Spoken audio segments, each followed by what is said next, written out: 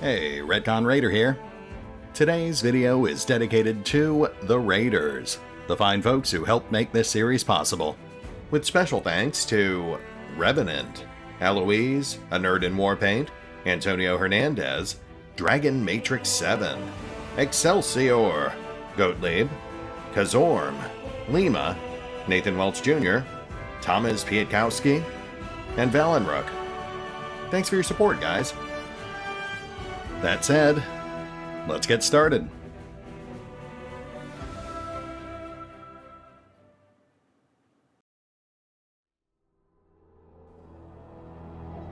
And welcome back to Pathfinder, Wrath of the Righteous, as we pick up right where we left off last time, with an impromptu scavenger hunt in the remains of the First Crusade.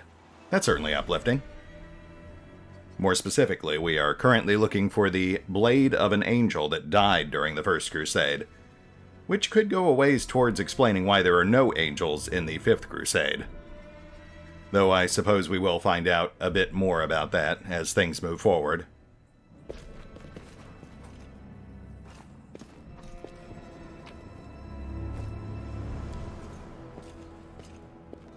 A statue of an unknown knight.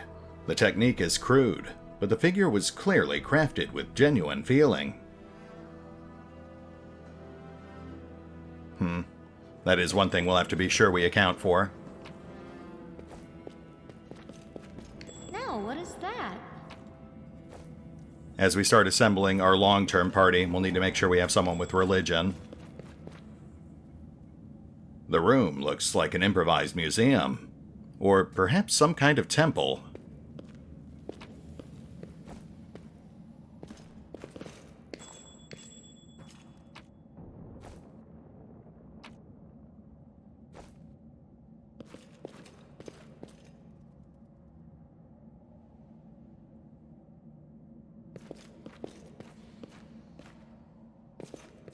What do we have here? Ah, here we go.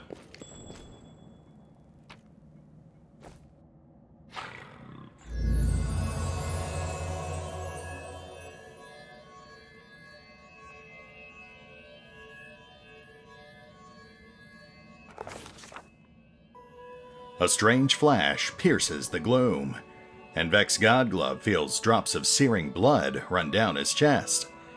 The wound healed by Tyrendelev reopens and weeps scarlet, but there is no pain or weakness. A hazy scene appears, a cave chamber, this one or another one entirely.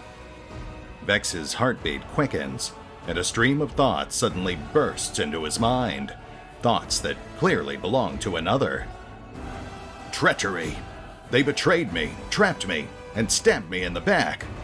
My trusted allies, my treasured friends, the people I swore to protect, the people for whom I descended from heaven and came to this turbulent mortal world. There they are, up ahead, in the gloom of the cave.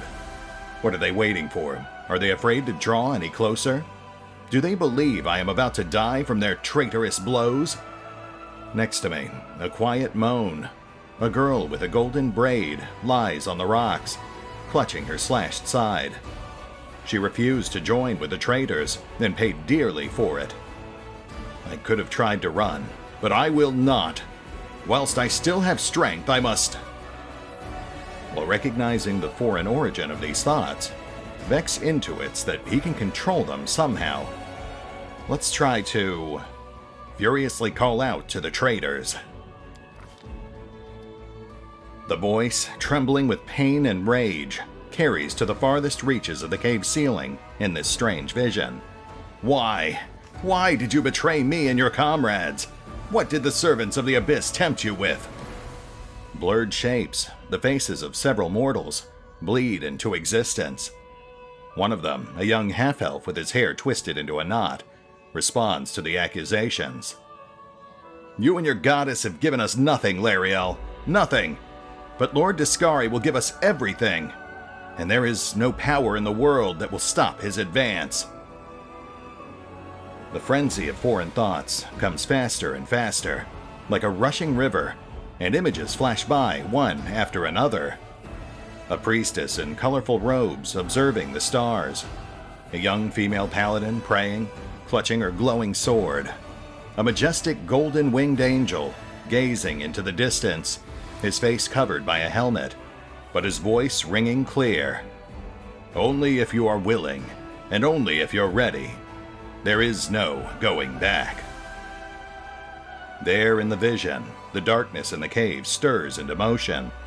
Something massive appears from within its depths. A vague shadow, an outline, a nightmare come to life. A wave of odious chirruping and rustling emanates from the shadows, the sound piercing like hot irons, lancing through flesh and bone.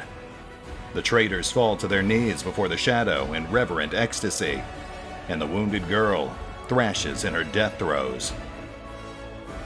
The yawning chest wound burns white hot. Vex's head pounds with pain, and it is no longer clear whose pain it is. The person called Lariel who sent this vision, or the one unlucky enough to receive it. But Vex is determined to fight off the illusion. The force of this terrifying attack, though originating in a vision, is much greater than anything Vex can withstand. Crippling fatigue drags him to the ground, hands trembling, cold piercing his skull and slowly creeping along his spine. The one who sent the vision is experiencing something similar. He is broken and exhausted. A monstrous shadow emerges from the murk of the cave. It is not real, it exists only in this strange vision or memory. But the thrill of fear it provokes is more than real. The shadow's features starkly resemble those of Discari, the terrifying demon lord. In a moment, as swift as thought itself, the monster's hand is wrapped around the throat of the one they call Lariel.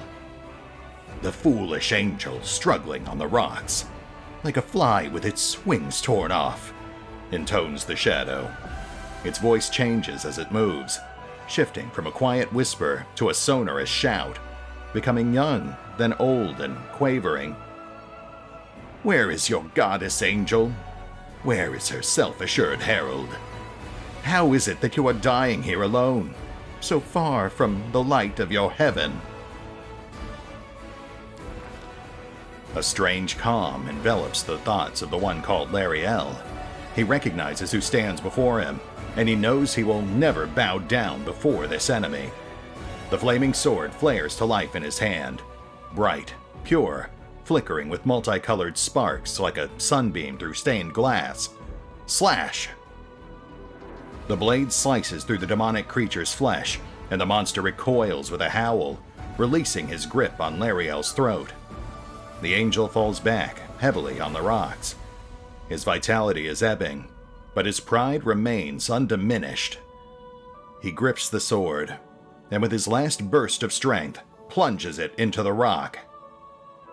Vex senses that the vision is fading, the rush of thoughts diminishing like a river running dry. The last thing he hears is this. You will kill me, monster. This I know. But one day, someone will come here and raise up my sword. They will raise it up and punish evildoers and traitors. The vision disappears, vanishing in a burst of colors. Vex does not hear the final words, but he seems to complete the thought, taking it to heart. The words fly from his lips, and with them, something else. The heat blazing in Vex's chest fades away. The edges of the scarlet wound close, leaving not even a scar behind. Looking down, Vex sees the flaming sword in his hand. Or rather, its outline, the memory of what the sword looked like. With a final surge of warm and soothing light, the sword vanishes, and the light is drawn into his hand. Vex senses that it will return. All he need do is call it.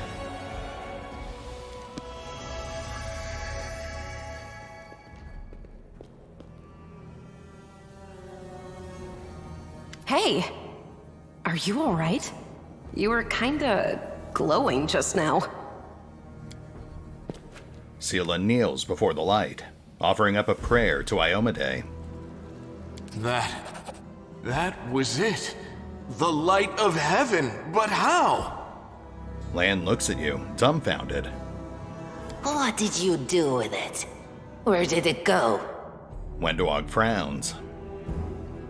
You guys saw that too, right? The traitors? The girl? It's only us here. Your group, you, me, Wendu, and the light of heaven that sort of got, sucked into you? Any chance you can whip it out again? We do kinda need it. Lan, buddy, we just met. That is wildly inappropriate. Sorry, I crack jokes when I get nervous, and when I'm upset, and when I'm happy. Anyway, what I said, it came out wrong. We need to bring you to Chief Sull. You can show everyone the light of heaven, we'll rally the tribe and go into the maze, and we'll get back our kin. Lan rubs his chin anxiously. And what if he can't make it happen a second time? What then? The tribe will just say we're crazy and turn its back on us. I think I saw the memories of some guy who died here. Larry? Lariel? That really was Lariel? The angel from the legends. The ancestors even got his name right on the gravestone. The chief will be thrilled. You. Thousands of gongs and no one's been able to touch it, and now you, an ordinary creature of flesh and blood no different to us, get the sword and start talking about visions. Wendawag watches you with suspicion. Okay, well I kind of resent that remark because I am quite different from you two. For one thing, I'm shorter. Now, Wendawag, don't be a sore loser. He is clearly different from us. The sword appeared before him, along with the angel's name and all that other stuff, because he doesn't carry our mongrel taint. Heaven doesn't give a damn how special we are. We're born with evil inside us. Heaven doesn't need to know any more than that. That is, depressing. I know you're willing to tear anyone apart to uphold our people's honor, but you and Sull, you just refuse to face the truth. We are the way we are because our ancestors' bodies were corrupted by the Abyss. It does the same thing to plants and animals. There's nothing heroic or special about it. It doesn't make us better, and it doesn't make us worthier. I think I can control it. That is just... wow, I mean, that's amazing! Heaven has truly blessed you. This power is the most majestic thing I've ever seen in all my life. Is this what the sun is like, Lan? Yes, it's similar. But this light is more... golden? Chief Sull needs to see this. Now that we have the power of angels on our side, he can't say no. He'll have to assemble a troop to storm the maze. You Uplanders care about your kids, right? Help us save ours. Without them, we won't survive. And then... the perils of the maze won't be so bad if we go together. We'll make our way through it and find the way to Canabras. Lan drags his gaze away from the sword and looks at you pleadingly. Okay, look, I feel like we're getting a bit ahead of ourselves here. Let's go see your chief and we'll figure things out from there. I think that's fair. Let's go. We'll take the short route. Well, the only route, really. Yes, that is how it works. Thank you. Come on.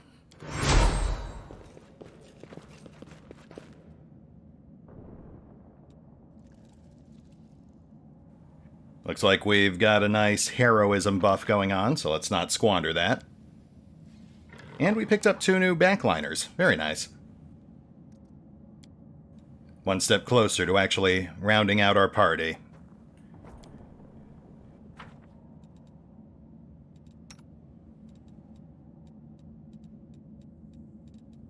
am yours to command.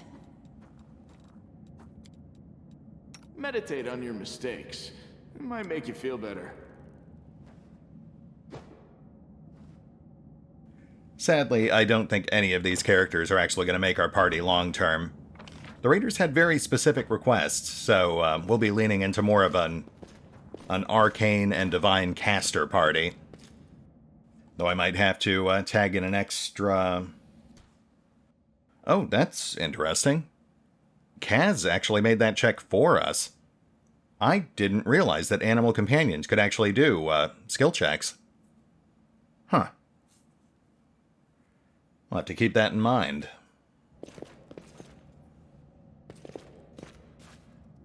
Archers?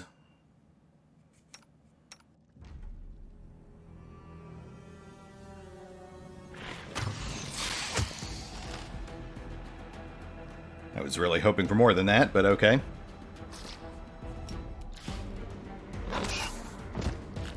Hey, look at that. What good are all those legs now?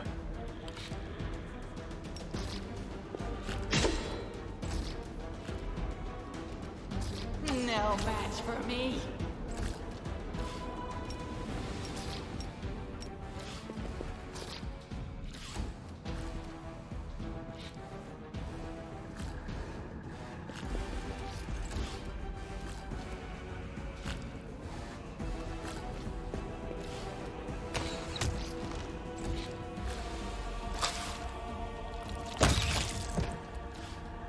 Nice, nice.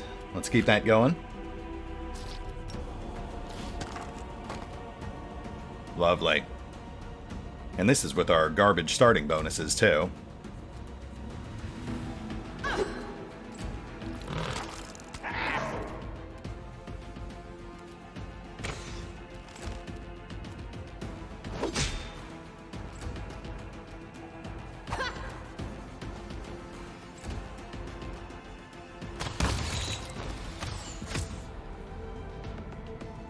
And I think we're pretty much done.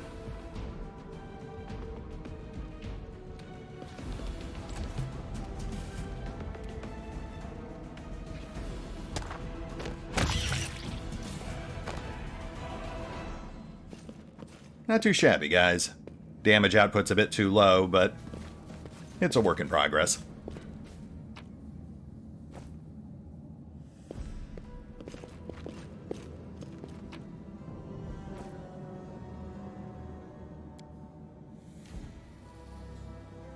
Wow, so he'll just do all of our mobility checks for us. Oh, Earth Elementals. That's new. That might make for a slightly tougher fight than, spiders.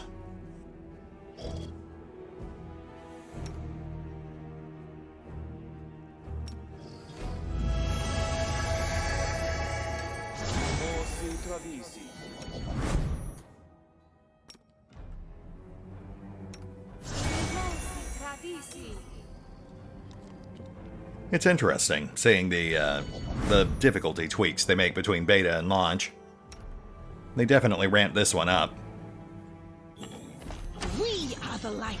They are the darkness. Well, that doesn't bode well. And that's with heroism running, too.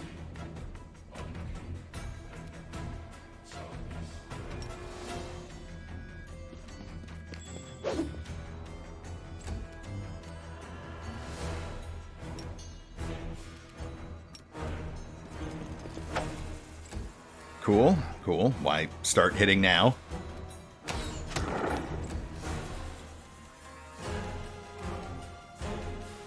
Into the fray!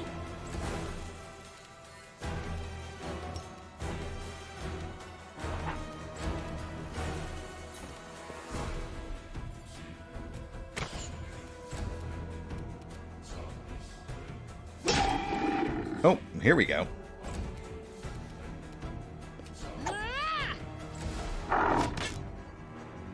Okay, at least we're not alone in rolling critical misses. They'll beg me to stop.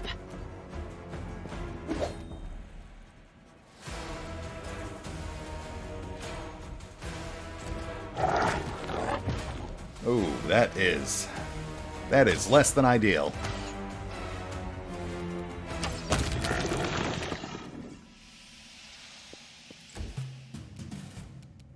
Alright, no need to panic just yet.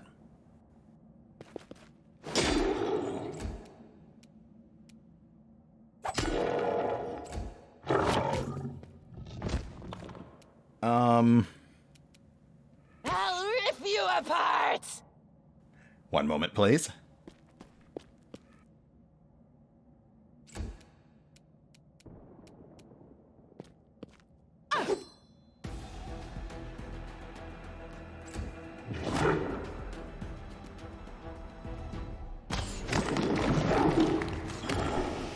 There we go. You've crossed the wrong mongrel.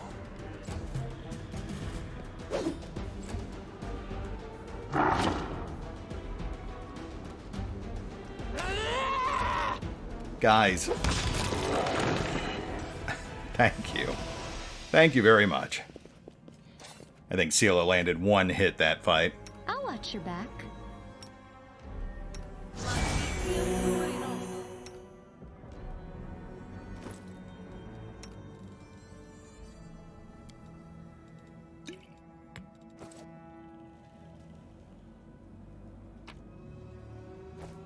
Oh, and our reward for getting half our party pulped is a wand of Cure Light Wounds. That's a bit on the nose. But I suppose that's still a net gain, so I can't really complain.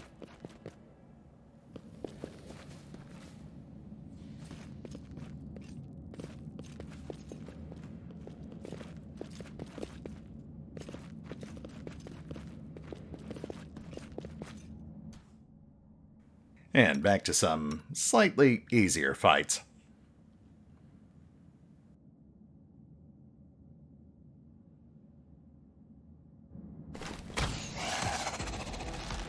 Really, guys?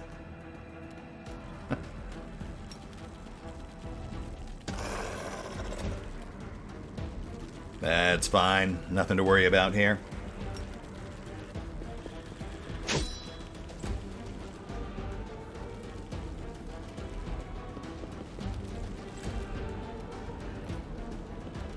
No match for me.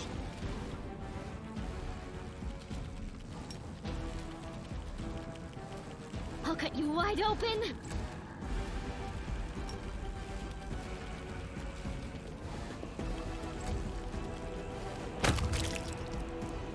Yeah, see? We're fine.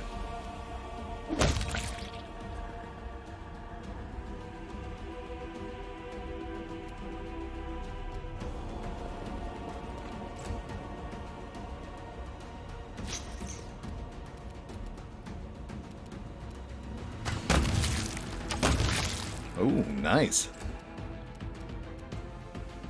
I'll rip you apart!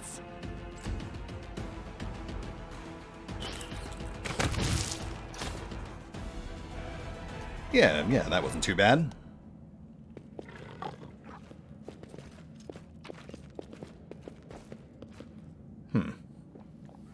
Masterwork crossbow.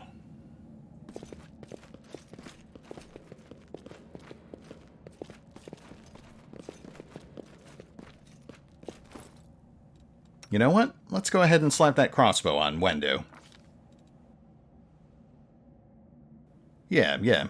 She's not actually locked to longbows just yet. Obviously, we would want her to get a composite longbow at some point, but we don't have one, so... For now, we'll take the crossbow. That's the same net damage, but with an extra +1 to hit.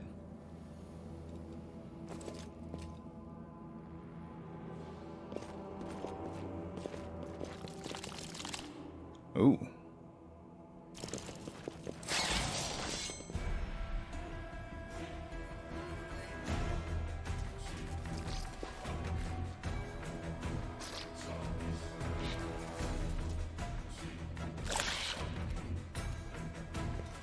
The world in crimson.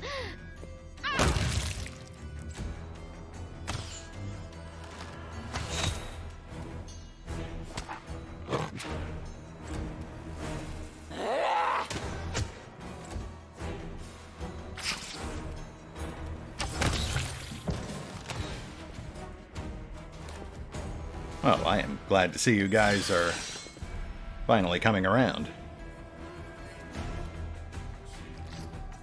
No match for me.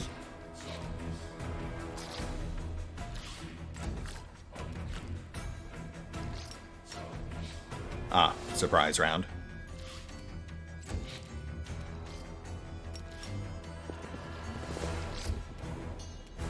You won't survive me. The Inheritor, guide my blade. The spirits demand your blood! I'll rip you apart!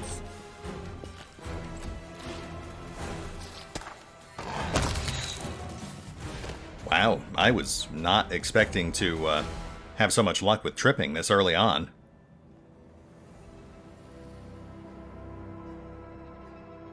Ah, right, it was flat-footed. That would help.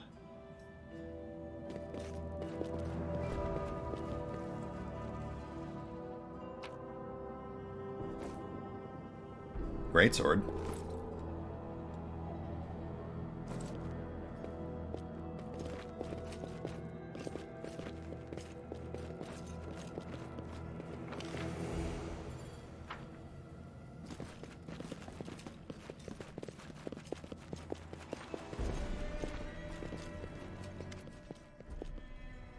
Wenduog glances at Lan, who is fixing his slipped bowstring, and quickly walks over to you.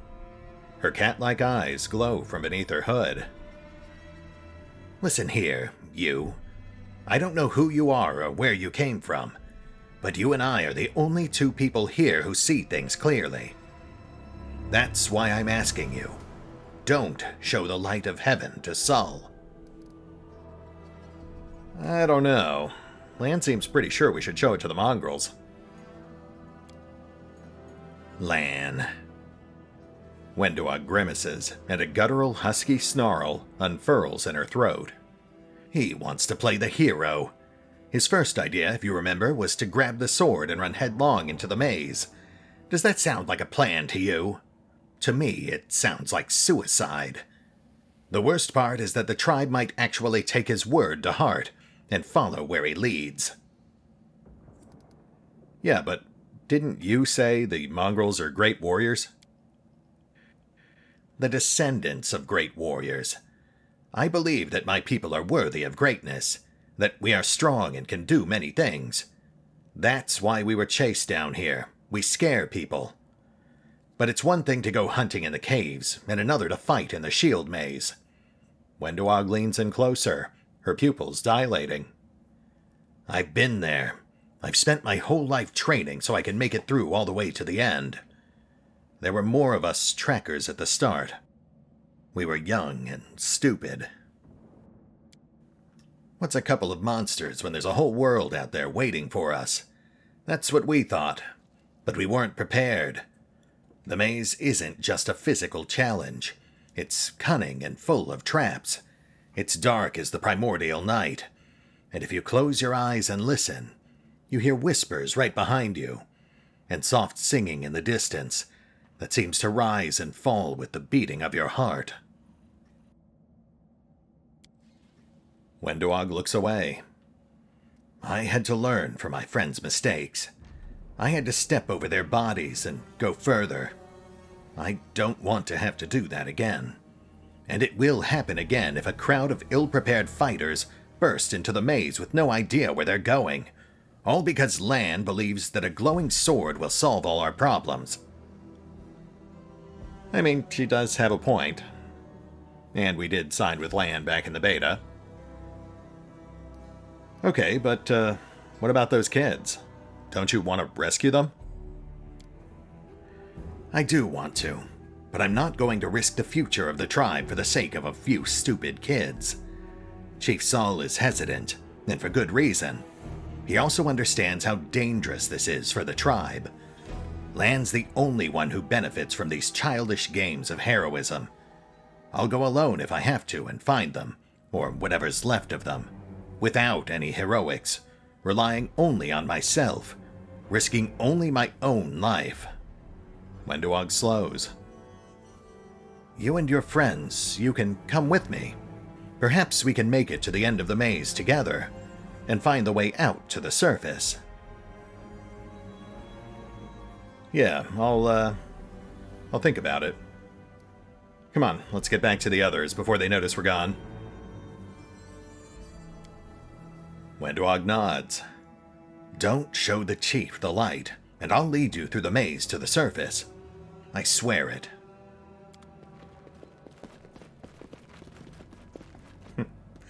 Anevia?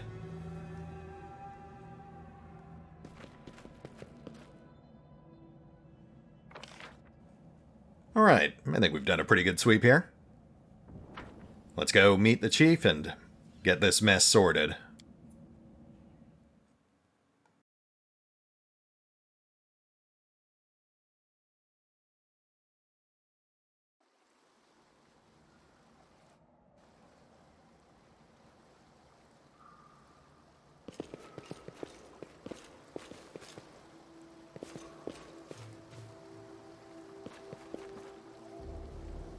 Would you look at that?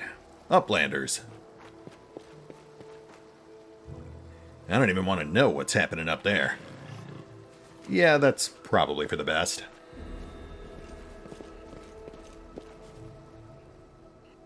I like the makeover they gave these guys, too. They look a whole lot more monstrous than they did back in the beta.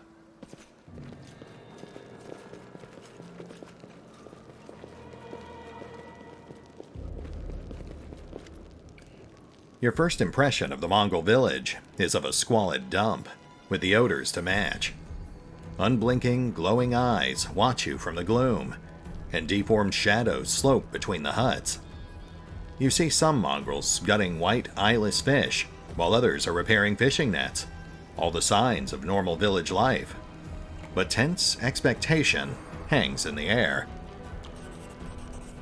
A heavy-set, aged mongrel slowly shuffles his way toward you. The hair on his head grows in limp, wispy strands, and his face has a distinctly rat-like appearance, with pronounced teeth, and you can hear a rattling sound in his chest with every breath he takes. One of his eyes is white, fully scarred by cataracts, while the other gleams with moisture. Uplanders, eh? And times are upon us, indeed. Chief Sul, we found the Angel's Sword, and we found the one who can wield it. Lan points at you. He had a vision, and now the Angel's Sword, together with the light of heaven, are somehow inside him. Gather the tribe, anyone who can hold a weapon. The young ones are still alive. We can go save them. Sul raises his hand with ragged, broken fingernails. Ah, Lan, always dreaming, always talking. You're too hasty for your own good. It's going to get you in trouble. Sul eyes you up and down. An uplander with the light of heaven. That's too good for us. Our kind don't have good things happen. There's always a catch. Lan trusts people because she likes to believe. Isn't that right, Lan? I'm the chief. I don't work on faith. Show the light. Wendog stares at you intently, like a cat watching a bird, and shakes her head in warning. Hey, is there someone else from the surface here? Sul points off to the side. There he is, hale and hearty and prim as a peacock, just like me. Sul laughs, but quickly returns to business. It's not good. Too many uplanders. It's not good. It's not right. What are you up to here? You're not one of us. We're not your kind. When the time comes, we'll come to you, not you to us. Okay, so we're going to swing things back towards chaos here, at least for the short term. Like I said, we lean towards landside back in the beta, so I would like to see what happens if we go the other way, at least temporarily. Wendu made some halfway decent arguments.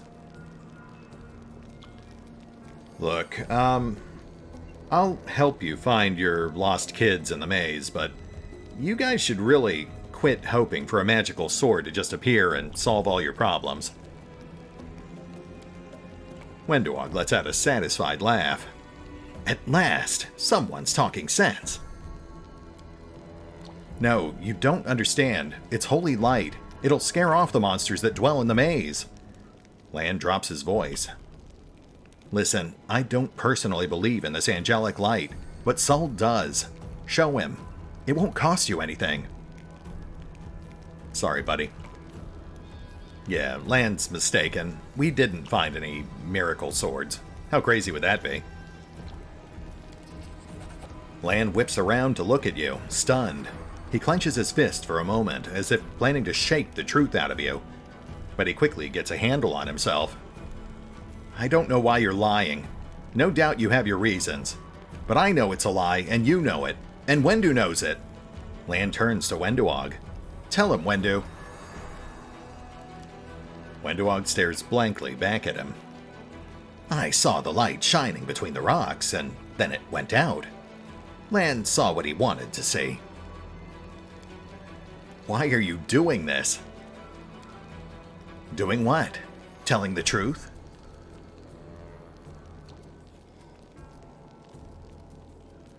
Lan, buddy, you just saw a light near me and then you assumed I had a sword or something? You made a mistake. There's no need to drag your whole tribe into this. The scaly half of Lan's face is as expressionless as always, but the human half is twisted by the pain of betrayal. I see how it is. You and Wendu have worked everything out between yourselves. Lan barks a hollow laugh. I'm such an idiot. Lan beats his fist against his forehead, causing a few scales to fly off. An idiot who decided to trust you.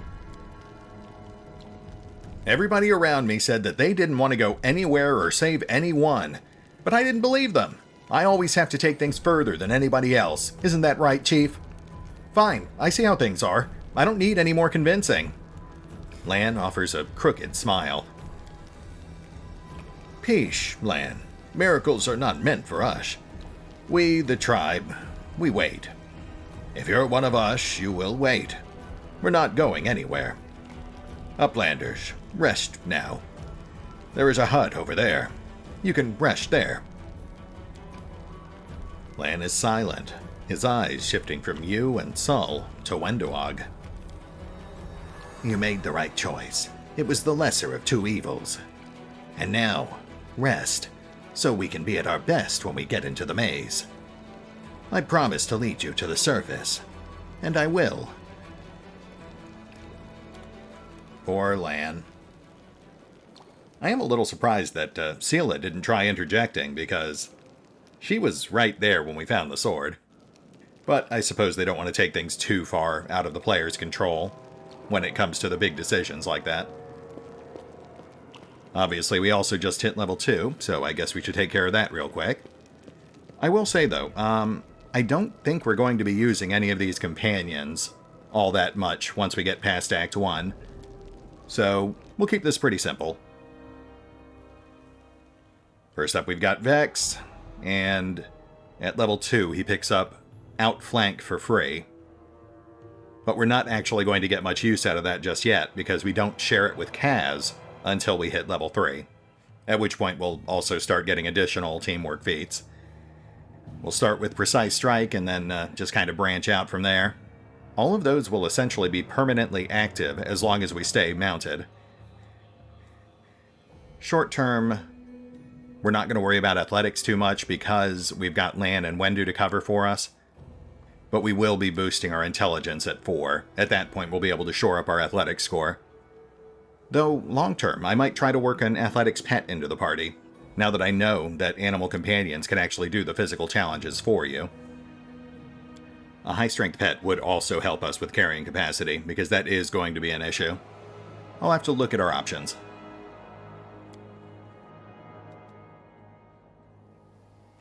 And I think we're good.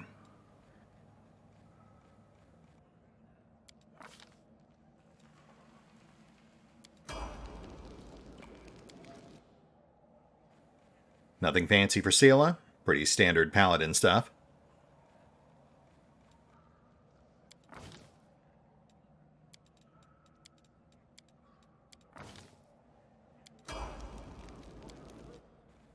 As for Cam, though, we might need to do something a bit more drastic with her. She's currently serving as our party's effective rogue, but she barely gets any skill points. And her offense is pretty lacking, just like Vex. But she's also our primary healer, which isn't great.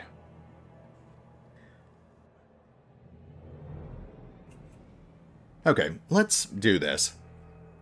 We'll go ahead and switch off to Sacred Slayer.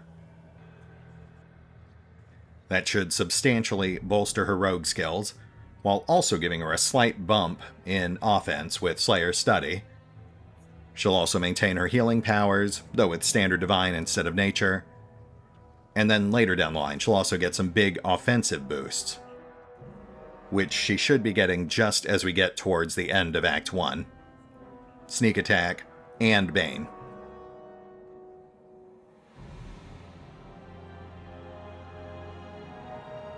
Yeah, I think that's pretty workable.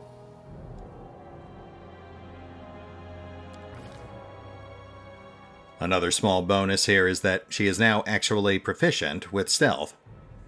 That nets her an extra +3 class bonus. Then we'll get her going on Perception and... No, we'll have other characters for Religion. But if we keep her on Inquisitor, she will pick up a mount at 5.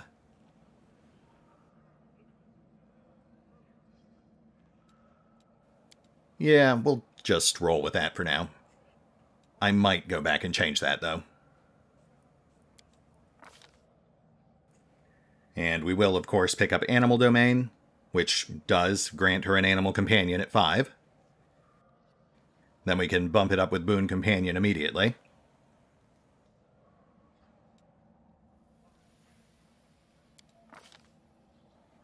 And then Spells. We still want her to be able to buff and heal, so we'll just grab some basics.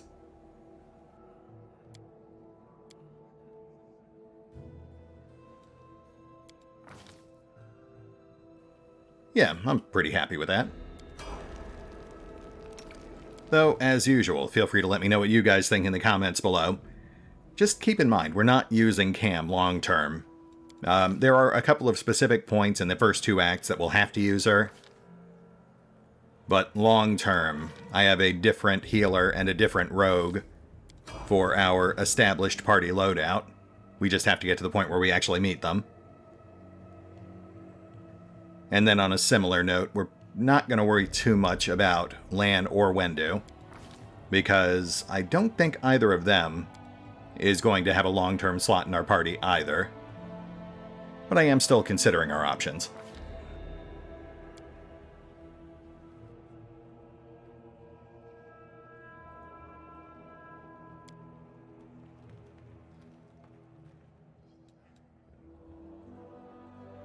I might make a few tweaks off screen, but I think we're good for now.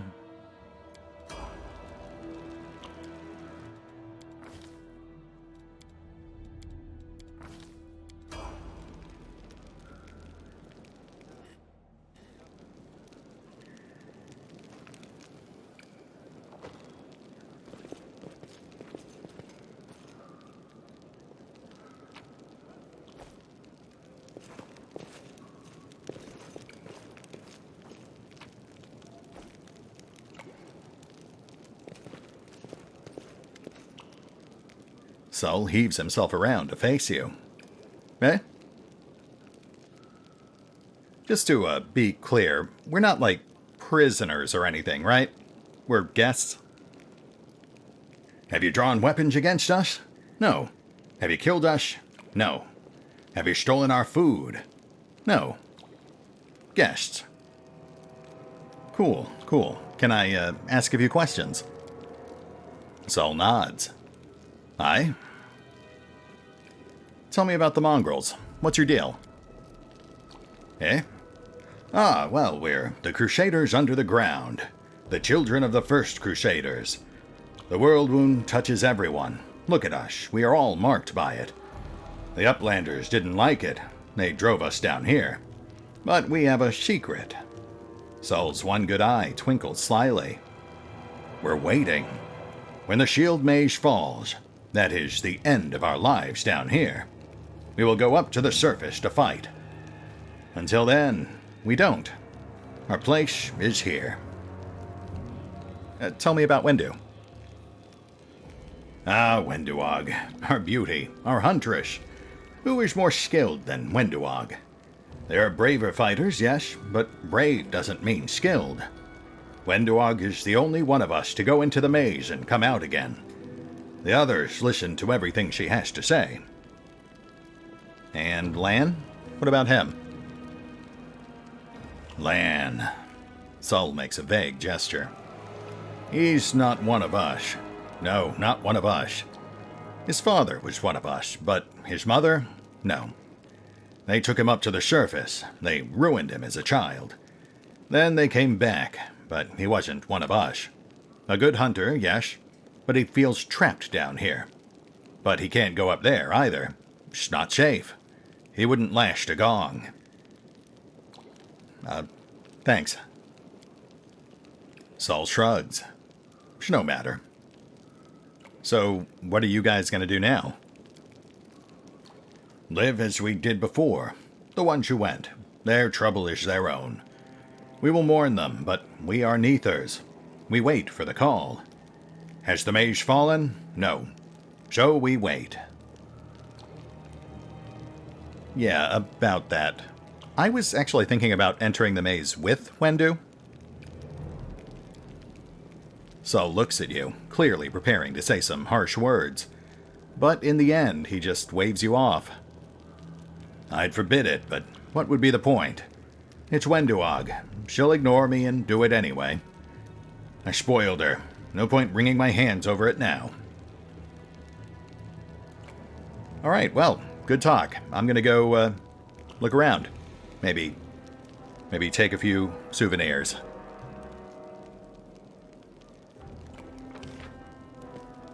Yeah, looks like we've got a few lying around.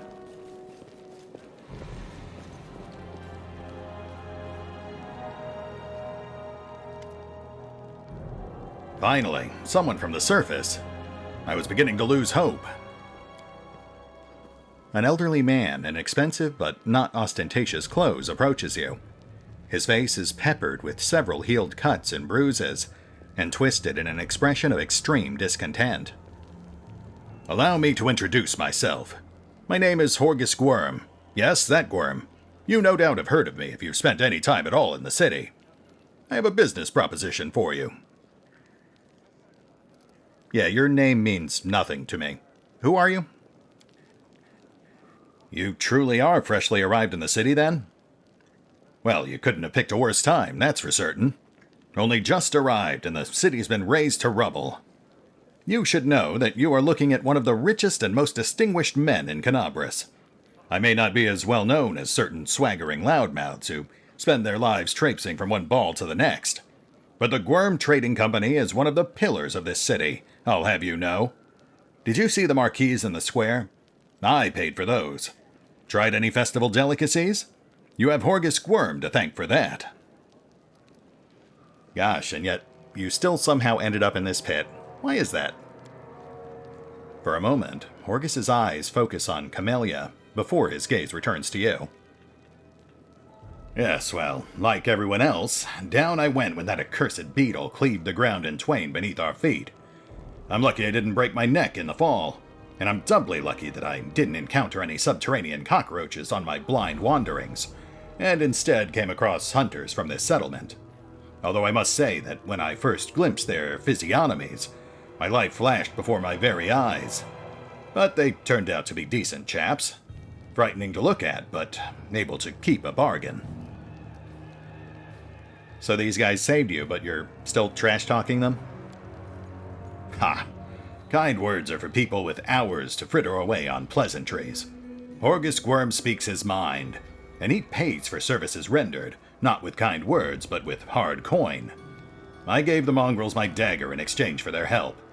Its handle is worth more than their whole village. Well gosh, that makes me want to do business with you even more. What did you want from me? I don't know what's happening on the surface right now, but I am determined to find out. You have no intention of seeing out the rest of your days in this village, I suspect. We must find a route back to the surface, to the city, if there's anything left of it. You look like you've spent your entire life surviving in the wilderness. I can't think of a better recommendation, given the circumstances.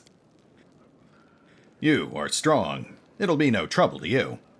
But I, alas, am not as fit as I once was. I can't go crawling about through caves playing at scouts. My proposition is simple. Lead me back to the city, and I shall pay you 1,000 gold coins. I suggest that we help this man. It is good to have friends among the Canabris elite.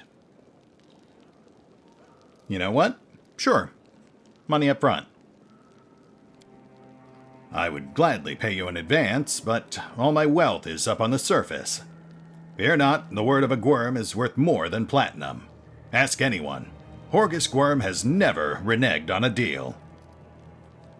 Oh, well, in that case, let's make it 2,000. Horgus's gaze is piercing. Are you taking advantage of my dire circumstances? Very well, make it 2,000. And just like that, we are in business. I like you, Horgus, because you pay me to. Splendid. In the meantime, I shall sit here in the village. Yeah, that sounds about right. Go on. But don't forget our agreement. When you find the way out, be sure to tell me. Nice. Well, that's an easy 2K. That'll help us get properly outfitted once we're back up in Canabris proper. Which I'm hoping to do by episode 5.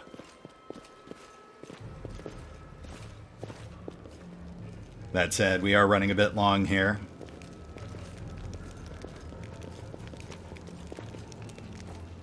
We're pretty close to leaving for the Shield Maze, so let's push on a little farther, and then we can jump right into that next time.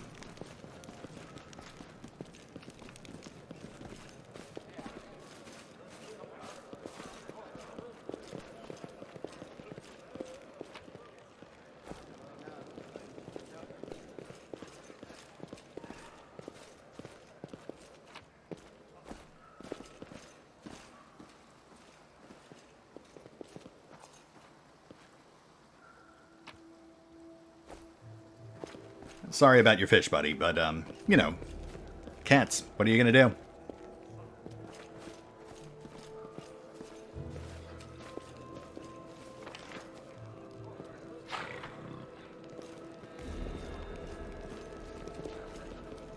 Anevia? Gwyrm? This tragedy may not have happened if you'd spent less time surveilling honest citizens, and more time tracking the real spies and demon worshippers. Brilliant idea. How come I didn't think of it? Now, if only the cultists would tell us they were cultists. Then we wouldn't have to waste time investigating honest citizens, who decide to go all cloak and dagger right under our noses. Horgus and Anevia sit some distance apart, sniping at one another in an idle fashion that testifies to their long acquaintance and mutual dislike. When they notice you, they quickly fall silent. Anevia, how you doing? The girl scrunches up her nose. Well, it hasn't fallen off yet, so that's good. They bandaged me up all nice and smeared some stinking stuff on the wound, so it looks like I'm gonna live. They said wait a day and I'll be right as rain, so I'm waiting. Cool. What's the deal with you two? It's an old matter. Miss Tirabate here had the notion of spying on me, then of rummaging through my goods. I ask you, do I look like a cultist? Cultists don't tend to look like cultists, you know. That's kind of the whole problem. And you, Mr. Gwyrm, built a whole secret operation of buying and smuggling into the city. What was it? Oh yeah, magical weapons. How was I supposed to know that all the rigmarole with middlemen was so you could anonymously donate supplies to the Crusade? Don't you see? I have a reputation to uphold, one that I value most highly. Horgus Gwyrm is a hard-nosed businessman, not a good fairy from a tale. Yes, I care about my city. Yes, I wish to see that its defenders, my defenders, were well-fed, healthy, and well-armed. But to make those donations openly was unthinkable. I might as well hang a sign outside my door, welcoming in every sponger, leech, and parasite in the city. Look, I appreciate your help for the crusade. No jokes, you're an alright bloke. But carrying on secret dealings in a city that's teeming with cultists is a huge pain in the backside for us lot whose job it is to keep an eye on that sort of thing. Okay, so Gorm's not that bad.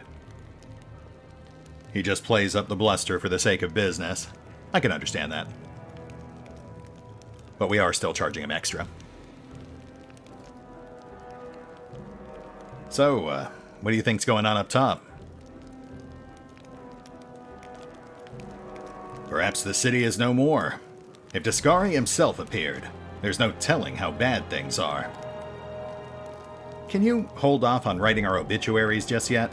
The city's full of fighters, and besides that, it's barely a stone's throw from Nerosian.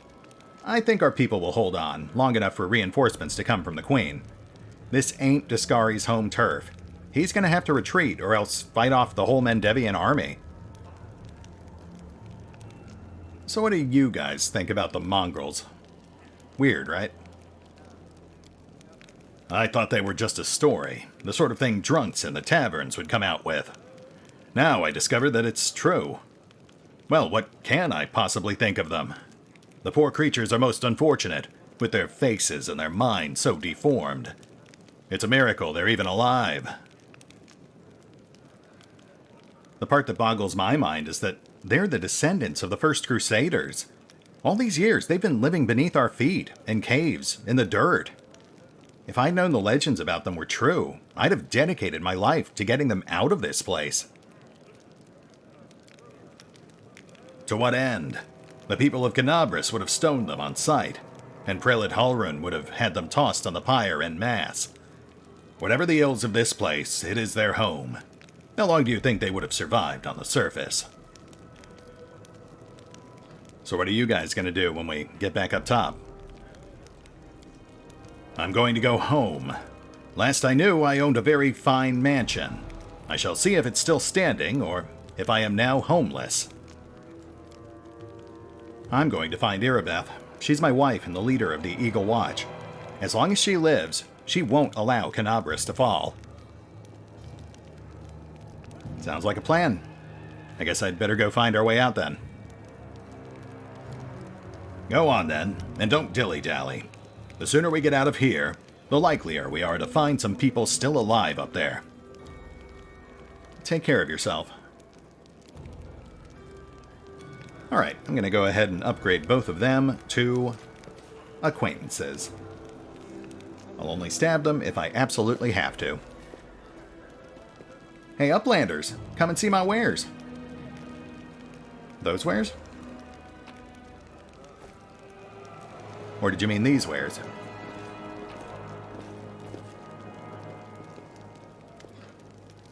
You there. A tall woman with a face deformed by an enormous swelling smiles broadly at you, showing off her double row of small, sharp teeth. You, from the surface. You must be tough to make it all the way here. Never thought I'd see the day. Call me Dyra. Let's trade. And who were you, exactly? The people around here call me all sorts. Dyra the Hoarder, Dyra the Coin, Dyra the City Girl. Like that's a bad thing. I trawl the caves, picking up all kinds of things from the surface that wash down here through your sewers. I trade all kinds of junk for food and clothes, but I only part with my best finds for coins. Got no coins? Forgot what money is? Well, then I have no use for you. If you want city goods, you need to pay for them with gold. Like city folks. You are coming on a bit strong there, Dyra. Why me specifically? Because all the people here are no better than animals now, Dyra yells with surprising anger, before being overcome with coughing. Wiping her mouth, she continues. Our forefathers lived in the city, like you.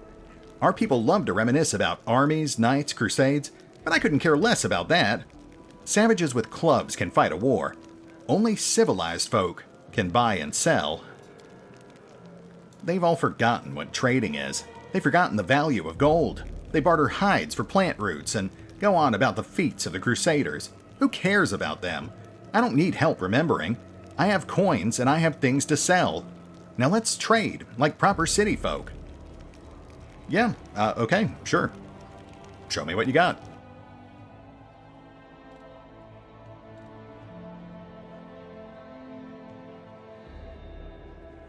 Well, I certainly wouldn't mind that +1 padded armor, but we have nowhere near enough money for that. I'm actually not sure how you would ever have enough money for that, unless I really missed something big back in the tunnels.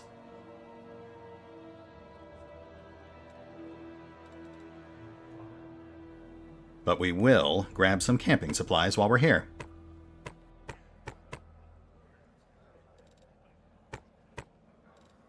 And we'll get rid of all this vendor trash too.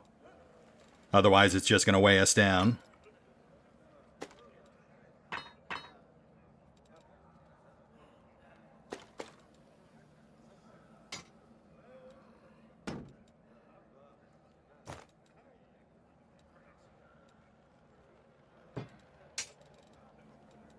Yeah, that's fine.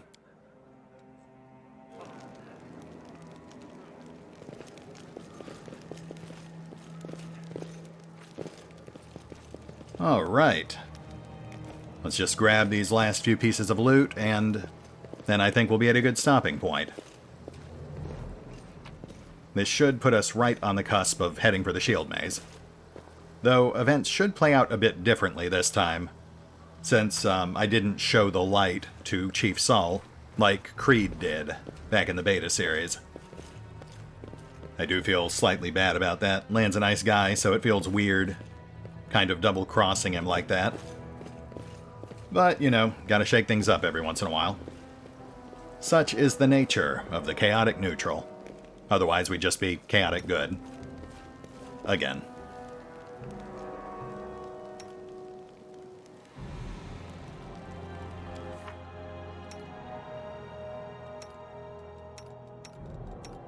Alright, folks, I think that's it. We'll hit the pause button for now. I'll do one more lap around the camp just to make sure we didn't miss anything, and I will get our hotbars in order. But we should be in pretty good shape for our siege on the shield maze. Though, as always, feel free to lob feedback at me about those pretty basic level ups we just did.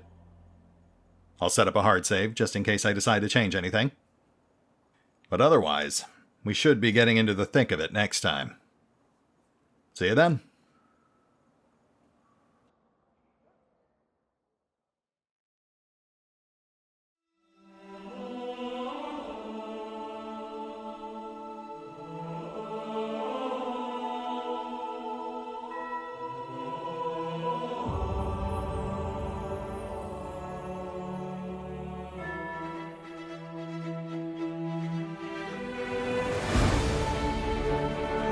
Oh, and remember, although I do love playing Pathfinder, Wrath of the Righteous, you can find out more about the game by visiting the official website, the official social media feeds, or the official store pages.